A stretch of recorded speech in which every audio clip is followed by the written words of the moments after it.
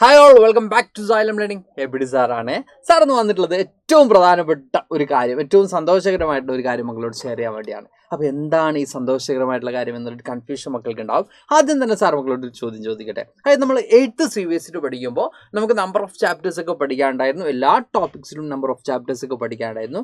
പക്ഷേ 9th CBSE നമ്മൾ step എടുത്ത് വെച്ച സമയത്ത് മക്കൾക്ക് ആ ഒരു കോണ്ടന്റിൽ വന്നിട്ടുള്ള മാറ്റങ്ങൾ, ചേഞ്ചസ് മക്കൾക്ക് ഭയങ്കര വിസിബിൾ ആയിരിക്കും അല്ലേ. എസ്പെഷ്യലി നമ്മുടെ സോഷ്യൽ സയൻസിലേക്ക് വരാണെങ്കിൽ, ഹിസ്റ്ററിയുടെ കേസിലേക്ക് വരാണെങ്കിൽ തന്നെ 8th വരെ നമ്മൾ പഠിച്ചിരുന്നത്, അല്ലെങ്കിൽ 8th CBSE നമ്മൾ പഠിച്ചിരുന്നത് ചെറിയ ചെറിയ ചാപ്റ്റേഴ്സ് ആയിരുന്നു. ഓക്കെ, 9th CBSE വന്ന സമയത്ത് ഫസ്റ്റ് ചാപ്റ്റർ കാണുമ്പോൾ തന്നെ, ദ ഫ്രഞ്ച് റവല്യൂഷൻ എന്നുള്ള ചാപ്റ്റർ കാണുമ്പോൾ തന്നെ നമുക്ക് ഇതെങ്ങനെ പഠിച്ചു തുടങ്ങണം, എവിടുന്ന് പഠിച്ചു തുടങ്ങണം, ഈ ചാപ്റ്ററിൽ എന്തിനാണ് നമ്മൾ കൂടുതൽ ഫോക്കസ് ചെയ്യേണ്ടത്, ഇങ്ങനെ ലോട്ട്സ് ഓഫ് കൺഫ്യൂസ്ഡ് ആയിരുന്നു മക്കൾ.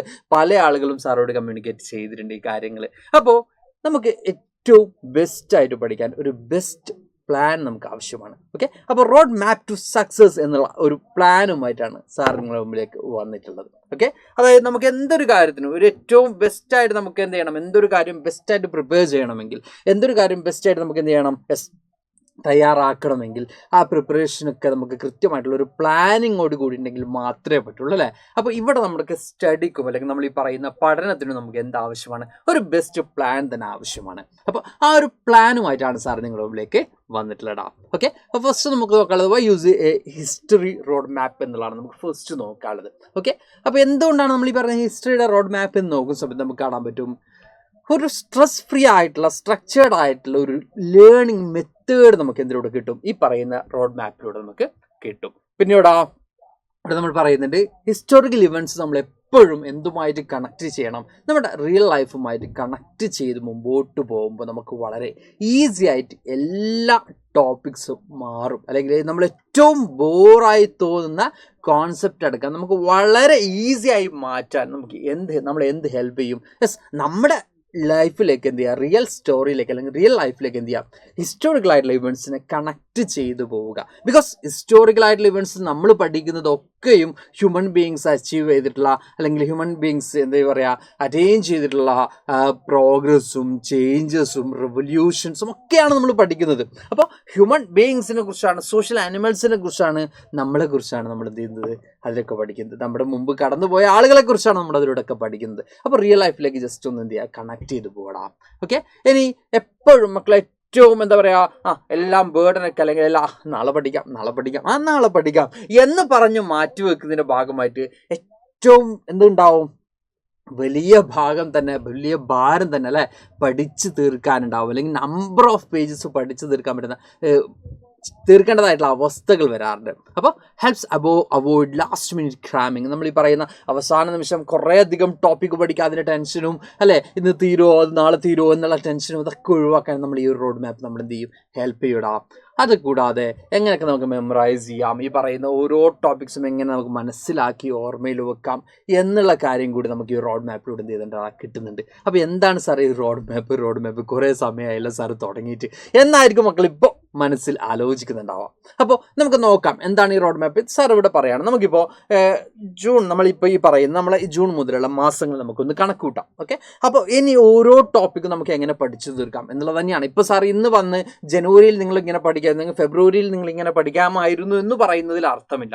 അപ്പോൾ ജൂൺ മുതൽ ഇനി അങ്ങോട്ട് നമുക്ക് എങ്ങനെ പ്രോപ്പറായിട്ട് എല്ലാ ടോപ്പിക്സും കംപ്ലീറ്റ് ചെയ്ത് പോവാം എന്നുള്ള ഒരു പ്ലാനുമായിട്ടാണ് സാറ് വന്നിട്ടുള്ളതാ. അപ്പോൾ മക്കൾ ചോദിക്കും, ഞങ്ങൾ ഈ ടോപ്പിക്ക് മാത്രം പഠിച്ചാൽ മതിയോ സാറേ? ഓക്കെ, ഞങ്ങൾക്ക് എല്ലാ സബ്ജക്റ്റും ഇങ്ങനെ പഠിച്ചു തീർക്കണ്ടേ, ജൂൺ മുതൽ ഇങ്ങനെ വരുന്ന സമയത്ത് ഞങ്ങൾക്ക് എല്ലാ ടോപ്പിക്സിനും ടൈം കണ്ടെത്താൻ പറ്റുമോ എന്നൊരു കൺഫ്യൂഷൻ മക്കൾക്ക് ഉണ്ടാവും. കാരണം ഇതുപോലെ തന്നെ മാത്സിലാണെങ്കിലും സയൻസിലാണെങ്കിലും ഒക്കെ ഒരു റോഡ് മാപ്പ് നിങ്ങളുടെ മുമ്പിലേക്ക് അവതരിപ്പിക്കുമ്പോൾ ഇത് അവരവർ പറയുന്നത് അവരവരുടെ സബ്ജക്റ്റിൻ്റെ കാര്യമാണല്ലോ എന്നൊരു കൺഫ്യൂഷൻ മക്കൾക്ക് ഉണ്ടാവും. അപ്പോൾ നിങ്ങളുടെ ടൈം ഇപ്പോൾ ഒരു 2 hours അല്ലെങ്കിൽ 3 hours ആണ് നിങ്ങൾ പഠിക്കാൻ വേണ്ടി സ്പെൻഡ് ചെയ്യുന്നതെങ്കിൽ അതിനെ സ്പ്ലിറ്റ് ചെയ്യാം.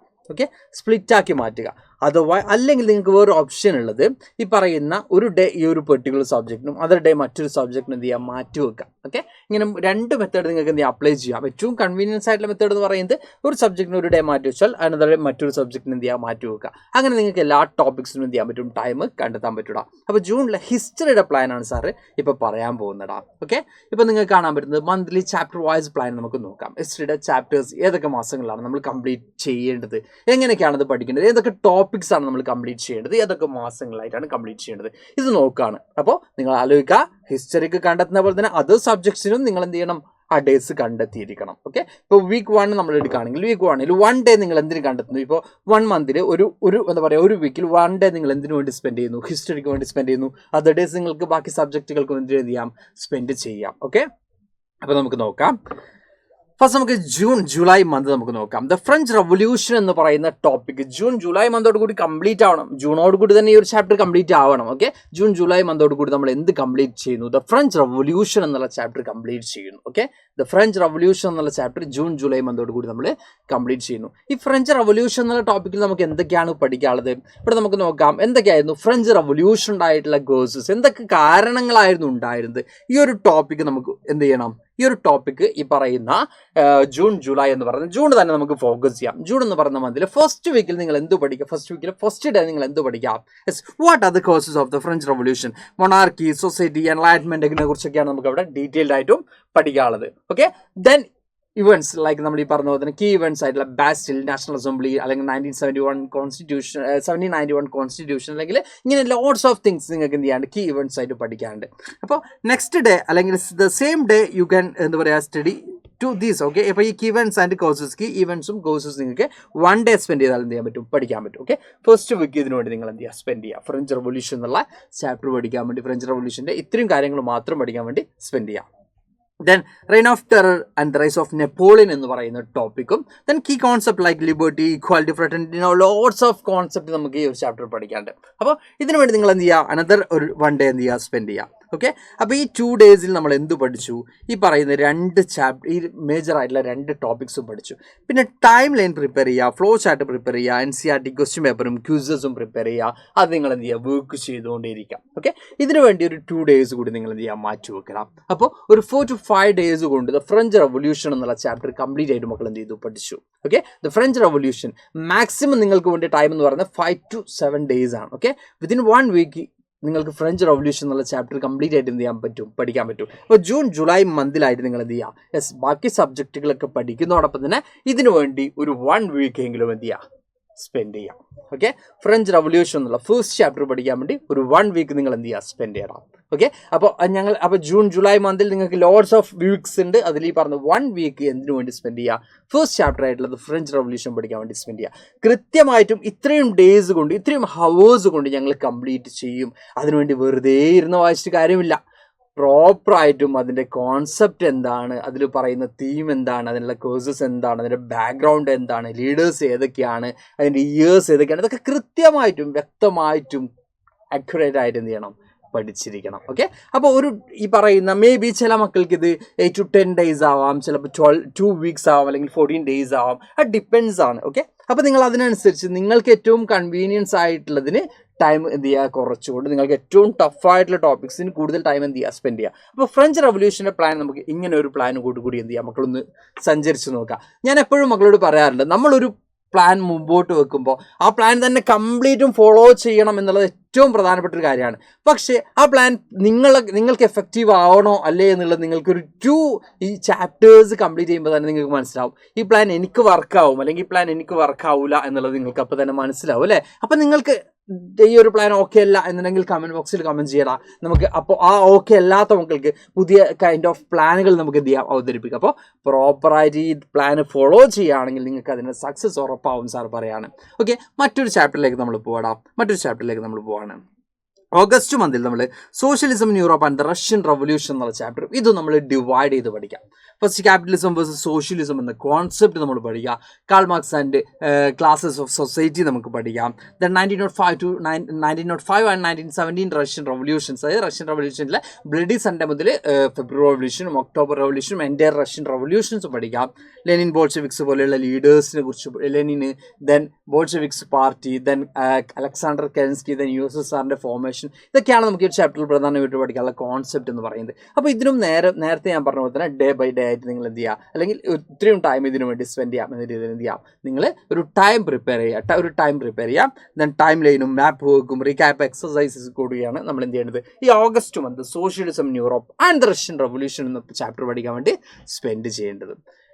മറ്റൊരു ചാപ്റ്ററാണ് Nazism and the rise of Hitler. ഈ 3 ചാപ്റ്റേഴ്സാണ് നമുക്ക് ഏറ്റവും ലെങ്തി ആയിട്ട് വരുന്ന ചാപ്റ്റേഴ്സ്. ഓക്കെ, നിങ്ങൾ ഫസ്റ്റ് മനസ്സിലാക്കേണ്ട കാര്യം എന്ന് പറയുന്നത് നമ്മളിപ്പോൾ പറഞ്ഞ ഈ 3 ചാപ്റ്റേഴ്സ് അത്യാവശ്യം ലെങ്തി ആയിട്ടുള്ള ചാപ്റ്റേഴ്സ് ആണ്. അപ്പോൾ Nazism and the rise of Hitler ആണെങ്കിലും ട്രീറ്റി ഓഫ് വെർസായിൽസും വെയ്മർ റിപ്പബ്ലിക്കും ഗ്രേറ്റ് ഡിപ്രഷനും then rise of Hitler, Nazi ideas, propaganda, holocaust, racism, ഇങ്ങനെ കുറേ അധികം ടോപ്പിക്സ് ആണ് നമുക്ക് പഠിക്കാനുള്ളത്. അപ്പോൾ നിങ്ങൾ എല്ലാ ടോപ്പിക്കും ഒരു ഡേ കൊണ്ട് പഠിക്കുക എന്ന് പറയുന്നത് ഏറ്റവും കൺഫ്യൂസ്ഡ് ആവുന്ന ഒരു കാര്യമാണ്. അപ്പോൾ ഒരു ടോപ്പിക്, അതിലേക്ക് റിലേറ്റ് ആവുന്ന ടോപ്പിക്, അതിലേക്ക് റിലേറ്റഡ് ആയിട്ടുള്ള ടോപ്പിക്, അങ്ങനെ കണക്ട് ചെയ്ത് ടോപ്പിക്സ് തമ്മിലുള്ള റിലേഷൻ നോക്കിയിട്ട് അങ്ങനെ കണക്ട് ചെയ്തിട്ട് ടോപ്പിക്സ് എന്ത് ചെയ്യാം, പഠിച്ചു പോടാം. ഓക്കെ, ദെൻ വിഷ്വലൈസ് ചെയ്തുകൊണ്ടുള്ള നോട്ട്സ് പ്രിപ്പയർ ചെയ്യുക. ദെൻ എന്താ പറയുക, previous question papers, then mock ടെസ്റ്റിലൂടെ ഒക്കെ നമുക്ക് എന്ത് ചെയ്യാം, ഈ ചാപ്റ്റേഴ്സും പഠിച്ചെടുക്കാം. അതുകൂടാതെ ഞാൻ കഴിഞ്ഞ ക്ലാസ്സിലൊക്കെ പറഞ്ഞിരുന്നു നിങ്ങളോട് എന്താണ് ഈ പറയുന്ന പോലെ തന്നെ ലൈക്ക് നമ്മുടെ സ്റ്റിക്കി നോട്ട്സ് ഒക്കെ നിങ്ങൾക്ക് ഏറ്റവും വിസിബിൾ ആയിട്ടുള്ള, നിങ്ങൾ എപ്പോഴും കണ്ടുകൊണ്ടിരിക്കുന്ന സ്ഥലങ്ങളിൽ ഏറ്റവും കൺഫ്യൂസ്ഡ് ആവുന്ന ടോപ്പിക്കിൻ്റെ ചെറിയ നോട്ട്സ് ഒക്കെ ആയിട്ട് ചെറിയ ഇയർ ആണെങ്കിലും അല്ലെങ്കിൽ ചെറിയ അതായത് ഒരു കുറേ അധികം ലൈൻസ് ഒക്കെ ഉണ്ടാകുമ്പോൾ വായിക്കാൻ പറ്റില്ല, അറ്റ്ലീസ്റ്റ് ഇത്രയൊക്കെ ലൈൻസ് ഒക്കെ വരുന്ന കൈൻഡ് ഓഫ് നോട്ട്സ് ഒക്കെ പ്രിപ്പയർ ചെയ്തിട്ട് എന്ത് ചെയ്യാം, ജസ്റ്റ് ഡോറിലോ അല്ലെങ്കിൽ അങ്ങനെയുള്ള സ്ഥലങ്ങളിലൊക്കെ ജസ്റ്റ് ഒന്ന് സ്റ്റിക്ക് ചെയ്ത് വെക്കാം. അത് നിങ്ങൾക്ക് എന്ത് ചെയ്യും, ആ ഒരു ടോപ്പിക്ക് വളരെ ഈസി ആക്കാൻ ഹെൽപ്പ് ചെയ്യും. ഓക്കെ, അപ്പോൾ സെപ്റ്റംബറോടുകൂടി Nazism and the rise of Hitler എന്നുള്ള ചാപ്റ്റർ നമ്മൾ കംപ്ലീറ്റ് ചെയ്യുന്നു. സാർ എങ്ങനെ മാത്രം പഠിച്ചു പോയാൽ ഞങ്ങൾക്ക് എല്ലാം തീർക്കാനുള്ള സമയം ഉണ്ടാവുമെന്ന് മക്കൾ ചോദിക്കും. അത് ഞാനൊരു ലാസ്റ്റ് ഒരു കാര്യം കൂടി പറയാം, ഒരു വഴി കൂടി ഞാൻ പറഞ്ഞു തരാം. ഓക്കെ, നെക്സ്റ്റ് മന്തിലേക്ക് പോകുന്ന സമയത്ത് ഓണം ബ്രേക്കാണ് പിന്നീട് നമുക്ക് വരുന്നത്.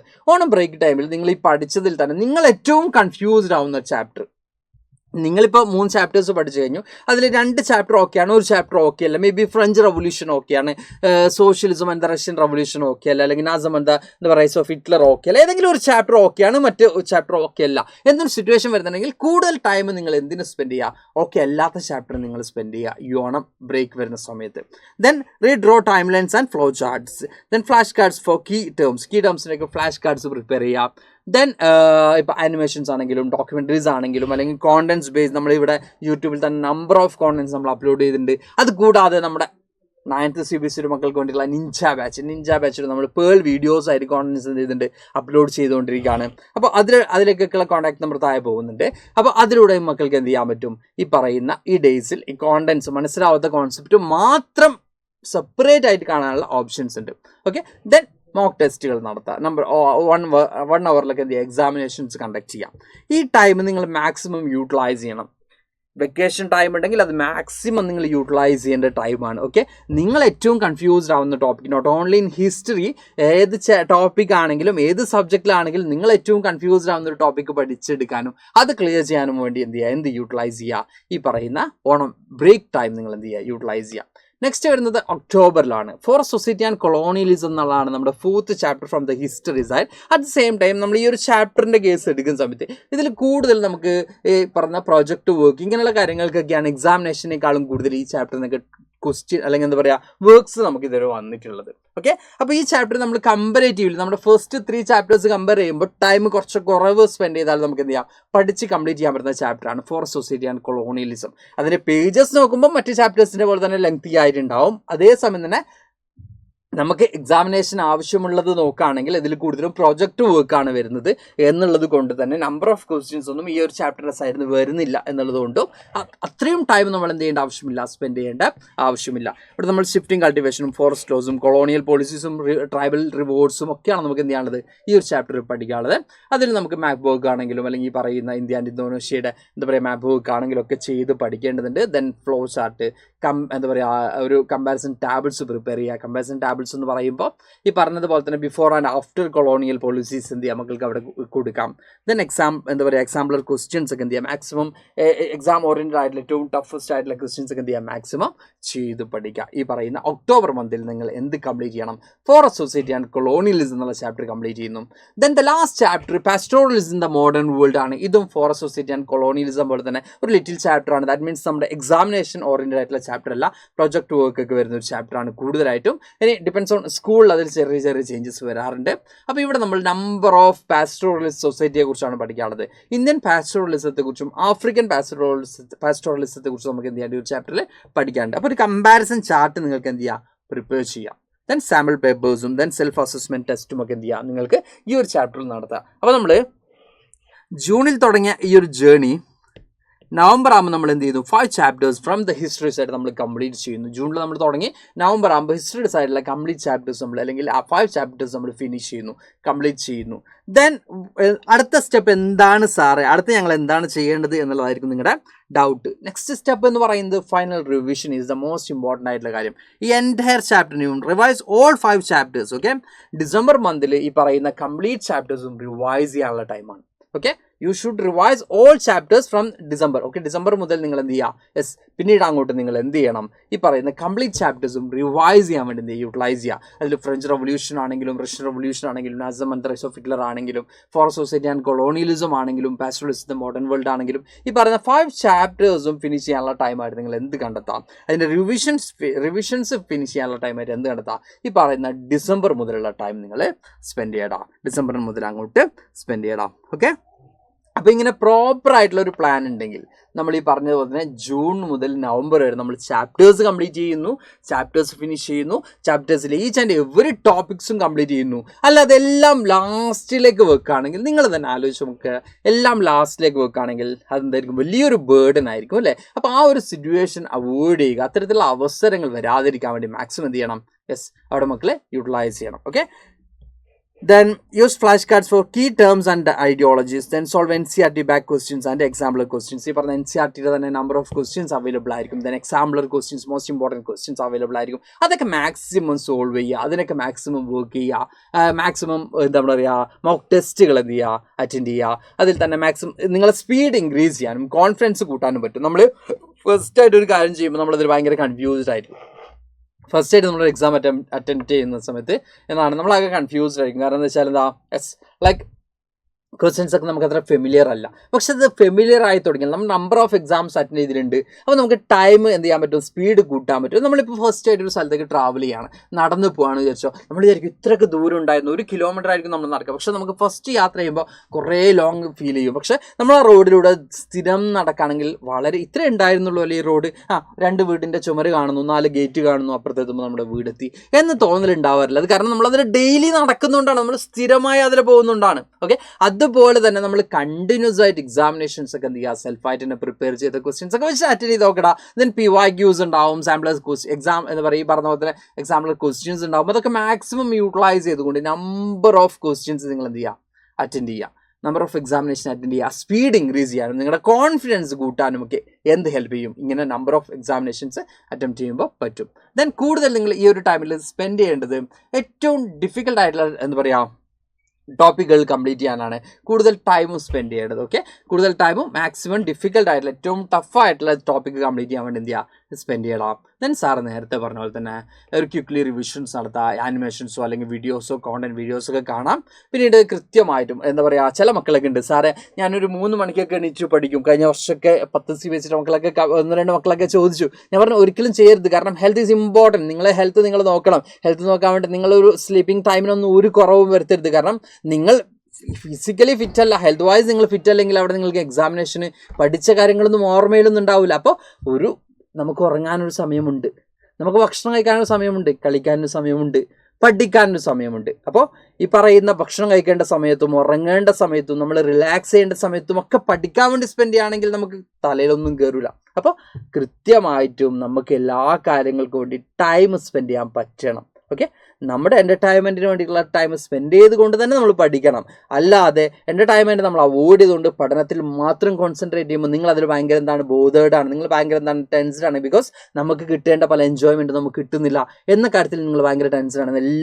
എല്ലാ സമയത്തും ഞങ്ങൾക്ക് പഠിക്കേണ്ടി വരുന്നു. അത് കൃത്യമായിട്ടും അവോയ്ഡ് ചെയ്യുന്നുണ്ട്.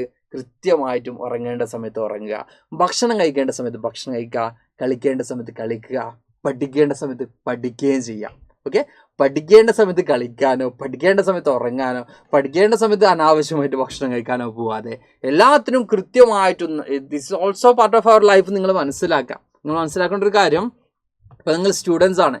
ഇപ്പം നിങ്ങൾ എത്ര ടൈം ഈ പറയുന്ന പോലെ തന്നെ ഫുഡ് കഴിക്കുന്നതിലും ഉറങ്ങുന്നതിലും അതുപോലെ തന്നെ കളിക്കുന്നതിലൊക്കെ സ്പെൻഡ് ചെയ്യുന്നു, അതുപോലെ തന്നെ ഇമ്പോർട്ടൻ്റ് കൊടുക്കേണ്ട ഒരു ഏരിയ ആണെന്ന് പഠിക്കുക എന്നുള്ളത്. അപ്പോൾ ഒന്ന് മാറ്റി വെച്ചുകൊണ്ടല്ല, അതേ സമയം തന്നെ നിങ്ങളെല്ലാം ചെയ്യുന്ന കൂട്ടത്തിൽ പഠിക്കുകയും വേണം. അങ്ങനെ നിങ്ങളിപ്പോൾ മാക്സിമം ടൈം സ്പെൻഡ് ചെയ്യുകയാണെങ്കിൽ ഇൻ ഫ്യൂച്ചർ നിങ്ങൾക്ക് അത്രയും ഹാർഡ് വർക്ക് ചെയ്യേണ്ടി വരില്ല. ഓക്കെ, ഇൻ ഫ്യൂച്ചർ നിങ്ങൾക്ക് വളരെ ഈസി ആയിട്ട് നിങ്ങളുടെ ലൈഫ് മുമ്പോട്ട് കൊണ്ടുപോകാൻ പറ്റും. നല്ലൊരു ജോബ് നിങ്ങൾക്ക് നേടിയെടുക്കാനൊക്കെ ഏറ്റവും ഇമ്പോർട്ടൻ്റ് ആയിട്ട് വരുന്നതാണ് മക്കളെ നമ്മുടെ ഈ ബേസ് ആയിട്ടുള്ള പഠനം. അതിൽ നിന്നാണ് നമ്മൾ എന്ത് ചെയ്യുന്നത്, ഓരോ സ്റ്റെപ്പ് കടന്നു പോകുന്നത് അല്ലേ. അപ്പോൾ എല്ലാം നിങ്ങൾ എന്ത് ചെയ്യണം, കൃത്യമായിട്ട് നോക്കണം. ദെൻ സ്റ്റേ കൺസിസ്റ്റൻറ്റ് എന്ന് പറയുന്നത് മോസ്റ്റ് ഇമ്പോർട്ടൻ്റ് ആണ്. ഓക്കെ, കൺസിസ്റ്റൻസി എന്ന് പറയുന്നത് മോസ്റ്റ് ഇമ്പോർട്ടൻ്റ്. നമ്മളിവിടെ പറയുന്നുണ്ട് കൺസിസ്റ്റൻസി ഈസ് എ കീ. നമ്മൾ പറയാറുണ്ട്, അതായത് നമ്മളിപ്പോൾ എന്ത് കാര്യങ്ങൾ ചെയ്യുമ്പോഴും, ഇപ്പോൾ സ്റ്റഡി സക്സസ് ടിപ്സ് നമ്മൾ നോക്കുകയാണെങ്കിൽ റീഡ് ലൈക്ക് എ സ്റ്റോറി നമ്മൾ പറയുന്നുണ്ട്, റിവൈസ് വിത്ത് വിഷ്വൽസ് നമ്മൾ പറയുന്നുണ്ട്, use time lines, mind maps and charts നമ്മൾ പറയുന്നുണ്ട്, പ്രാക്ടീസ് റെഗുലർലി. നമ്മളൊരു കാര്യം ഞാൻ നേരത്തെ പറഞ്ഞ നമ്മളിപ്പോൾ നടക്കുകയാണെങ്കിലും എന്ത് കാര്യമാണെങ്കിലും റെഗുലറായിട്ട് ഒരു ബ്രേക്കും ഇല്ലാതെ നമ്മൾ കൺസിസ്റ്റൻ്റ് ആയിട്ട് നമ്മൾ കണ്ടിന്യൂ ചെയ്യുകയാണെങ്കിൽ മാത്രമേ അതിനൊരു ബെസ്റ്റ് ആയിട്ടുള്ള റിസൾട്ട് നമുക്ക് എന്ത് ചെയ്യാൻ പറ്റുള്ളൂ, ഗെയിൻ ചെയ്യാൻ പറ്റുള്ളൂ, നേടിയെടുക്കാൻ പറ്റുള്ളൂ. ഓക്കെ, അപ്പോൾ കൺസിസ്റ്റൻസി ഈസ് എ കീ എന്ന് തന്നെ മക്കൾ ഓർത്തിരിക്കണം. അതായത് ജൂണിൽ ഞങ്ങൾ ഫ്രഞ്ച് റവല്യൂഷൻ കംപ്ലീറ്റ് ചെയ്തു, പക്ഷേ നെക്സ്റ്റ് മന്തിൽ ഞങ്ങൾക്ക് എന്ത് കംപ്ലീറ്റ് ചെയ്യാൻ പറ്റില്ല, നെക്സ്റ്റ് ചാപ്റ്റർ കംപ്ലീറ്റ് ചെയ്യാൻ പറ്റില്ല, ബിക്കോസ് ഞങ്ങൾക്ക് 1-2 ഫംഗ്ഷൻസ് ഉണ്ടായിരുന്നുകൊണ്ട് തന്നെ പഠിക്കാൻ പറ്റില്ല. നിങ്ങൾക്ക് അങ്ങനെ എന്തിനെങ്കിലൊക്കെ ടൈം മാറ്റി വെക്കുന്നുണ്ടെങ്കിൽ നിങ്ങൾ മനസ്സിലാക്കേണ്ട ഒരു കാര്യം, നമ്മൾ ഭക്ഷണം കഴിക്കാതിരിക്കുന്നില്ല, നമ്മൾ ഉറങ്ങാതിരിക്കുന്നില്ല, അപ്പോൾ നമ്മൾ പഠിക്കാതിരിക്കാൻ പാടില്ല. ഓക്കെ, ഇതെല്ലാം നമ്മുടെ പാർട്ടാണ്. അത് നിങ്ങൾ കൃത്യമായിട്ട് എന്ത് ചെയ്യാം, മനസ്സിലാക്കുക. ഇതൊക്കെ നമ്മുടെ ലൈഫിൻ്റെ പാർട്ടാണ് എന്ന് കൃത്യമായിട്ട് മനസ്സിലാക്കാം. അതും എന്ത് ചെയ്യണം, കൃത്യമായിട്ടും ബ്രേക്ക് ഇല്ലാതെ നിങ്ങൾ മുമ്പോട്ട് കൊണ്ടുപോകണം. എന്നാൽ മാത്രമേ നല്ലൊരു സക്സസ് നിങ്ങൾക്ക് ഉണ്ടാവുള്ളൂ. സാറി പറഞ്ഞ ഒരു പ്ലാനോട് കൂടിയാണ് നമ്മുടെ നിഞ്ച ബാച്ച് എന്ത് പോകുന്നുള്ളടാ ക്ലാസ്സസ് പോകുന്നുള്ളത്. ഓക്കെ, അപ്പോൾ ഇതുപോലെ തന്നെ നമ്മൾ പറഞ്ഞ ടൈമിനുള്ളിൽ നമ്മൾ റിവിഷൻ സ്റ്റാർട്ട് ചെയ്യാവുന്ന രീതിയിൽ തന്നെയാണ് പോകുന്നത്. നമ്പർ ഓഫ് എക്സാമിനേഷൻസും അതുപോലെ തന്നെ എന്താണ് എല്ലാ ടൈപ്പ് ഓഫ് ക്വസ്റ്റ്യൻസ് കുട്ടികൾക്ക് കൊടുക്കാൻ പറ്റുന്നുണ്ട്. അതൊക്കെ കൊടുത്തുകൊണ്ട് എങ്ങനെയൊക്കെയാണ് കുട്ടികളെ ഇത്രയും ഫിറ്റാക്കി മാറ്റിയെടുക്കുക, ആ ഒരു മെത്തേഡിൽ തന്നെയാണ് നമ്മൾ എന്ത് പോകുന്നുള്ളത്, നിഞ്ച ബാച്ച് പോകുന്നുള്ളത്. അപ്പോൾ ഇതുവരെയും അഡ്മിഷൻ എടുക്കാത്ത മക്കൾ ഈ നമ്പറിൽ കോൺടാക്ട് ചെയ്തുകൊണ്ട് നിങ്ങളുടെ അഡ്മിഷൻ എന്ത് ചെയ്യണം, ഉറപ്പ് വരുത്തണം. അപ്പോൾ നമ്പർ മിസ്സാവരുത്, നമ്പർ താഴെ പോകുന്നുണ്ട്, ഇവിടെ സ്ക്രീനിലുമുണ്ട്. അപ്പോൾ എന്ത് ചെയ്യാം മക്കൾ, ജസ്റ്റ് നോട്ട് ചെയ്യാം. ഡെയിലി ലൈവ് ക്ലാസ്സസ് ഉണ്ട്, റെക്കോർഡഡ് ക്ലാസ്സസ് ഉണ്ട്, സ്ലൈഡ്സും നോട്ട്സും ഒക്കെ അവൈലബിൾ ആയിരിക്കും. PYQ ക്വസ്റ്റ്യൻസ് ഉണ്ടാവും. ഓരോ ലൈവ് കഴിയുമ്പോഴും എന്തുണ്ടാവും, DPP ഉണ്ടാവും. അതുകൂടാതെ എന്തിനുള്ള ഓപ്ഷൻസ് ഉണ്ട്, ഇൻസ്റ്റൽ ലേൺ എന്ന് പറയുന്ന ഒരു മെറ്റീരിയൽ നിങ്ങൾക്ക് കിട്ടും. ഏറ്റവും ഷോർട്ടായിട്ടും ഒരു കോണ്ടന്റ് മിസ്സാവാതെയുള്ള മെറ്റീരിയലാണ് അതിൽ വരുന്നത്. അതുകൂടാതെ നമ്മൾ പറയുന്ന മറ്റൊരു ഏറ്റവും പ്രധാനപ്പെട്ട ഫീച്ചറാണ്, നിങ്ങൾക്ക് ഡൗട്ട്സ് വന്നാൽ ആസ്ക് ഡൗട്ട് സെഷൻ ഉണ്ട്. അവിടെ നിങ്ങൾ എന്ത് ഡൗട്ട് ചോദിച്ചാലും അത് ക്ലിയർ ചെയ്യപ്പെടും. ഇങ്ങനെ നമ്പർ ഓഫ് ഫീച്ചേഴ്സ് ഉള്ള ഈ ഒരു ബാച്ചിൽ നിങ്ങൾ എന്ത് ചെയ്യുക, അഡ്മിഷൻ എടുക്കുക. അപ്പോൾ സാർ ഇത് പറഞ്ഞ കാര്യം നിങ്ങൾ മറക്കരുത്. നമ്മൾ ഈ ഒരു റോഡ് മാപ്പിലൂടെ എന്ത് ചെയ്യാണ്, ട്രാവൽ ചെയ്യാൻ പോവാണ്. അപ്പോൾ ഈ ഒരു റോഡ് മാപ്പിലൂടെ ട്രാവൽ ചെയ്യുമ്പോൾ നിങ്ങൾ എവിടെ എത്തണം, നിങ്ങൾ വിജയത്തിലെത്തണം. ഓക്കെ, നിങ്ങൾ വിജയത്തിലെത്തണം. അതുകൊണ്ട് നിങ്ങൾ കൃത്യമായിട്ട് എന്ത് ചെയ്യണം, ഒരു ബ്രേക്കും ഇല്ലാതെ റെഗുലറായിട്ട് തന്നെ എന്ത് ചെയ്യുക, ഈ ഒരു പ്ലാനുമായിട്ട് മുമ്പോട്ട് പോടാം. നമുക്ക് അടിപൊളിയായിട്ട് പഠിച്ച് കംപ്ലീറ്റ് ചെയ്യണം. അപ്പോൾ അടുത്ത ക്ലാസ്സുകളിലൊക്കെ നമുക്ക് വീണ്ടും കാണാം. എന്താണ് ഈ ഒരു പ്ലാനിനെ കുറിച്ചുള്ള നിങ്ങളുടെ ഒപ്പീനിയൻ, അത് കമൻറ്റ് ബോക്സിൽ മക്കൾ എല്ലാവരും എന്ത് ചെയ്യണം, കമൻറ്റ് ചെയ്യുക. അപ്പോൾ നമുക്ക് ക്ലാസ്സസിൽ കാണാം. ബൈ.